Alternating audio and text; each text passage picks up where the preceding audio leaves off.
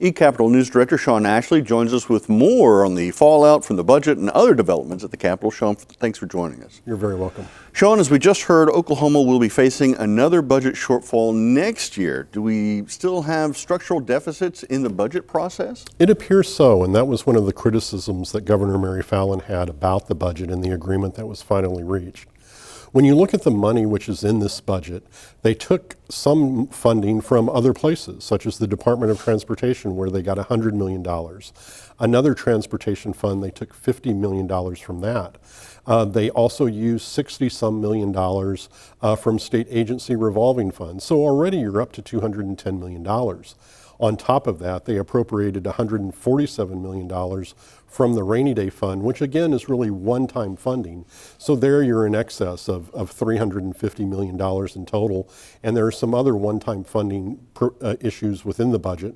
So there'll probably be at least a $400 million deficit or shortfall next year when lawmakers begin to start to work on the FY 2019 budget. Now, lawmakers passed a cigarette fee of $1.50 a pack, but they were unable to pass the emergency, which would have allowed it to take effect immediately after the governor signed the legislation. So will that take effect in this budget?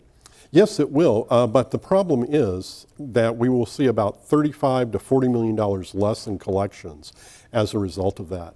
Originally, lawmakers were looking at passing a $1.50 cigarette tax, but new taxes are limited by the Constitution and taking effect no earlier than 90 days after the legislature adjourns, so sometime in late August. With the failure of this fee's emergency clause not passing, that means it will not take effect essentially at the same time in late August. As a result, they will collect about $215 million. They appropriated $214 million of that.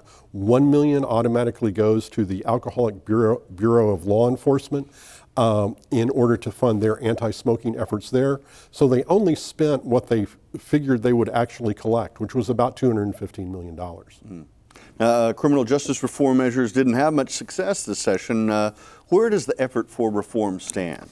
Well, it looks like it's moving forward in a bit of an odd way. Representative Scott Biggs was concerned about some of those measures and held them up in a conference committee. As a result, the final form of the language was not presented to lawmakers, but they can continue to work on those bills and perhaps present them early next year. The representative announced on Thursday that he was going to hold a criminal justice reform interim study to look at the issue of nonviolent and violent offenses.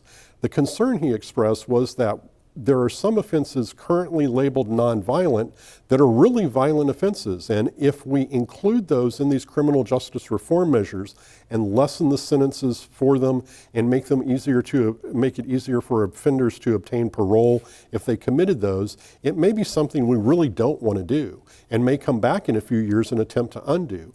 It appears he wants to resolve that issue now, and we'll have an interim study to do just that. All right. eCapitol News Director Sean Ashley, thanks for joining us. You're very welcome.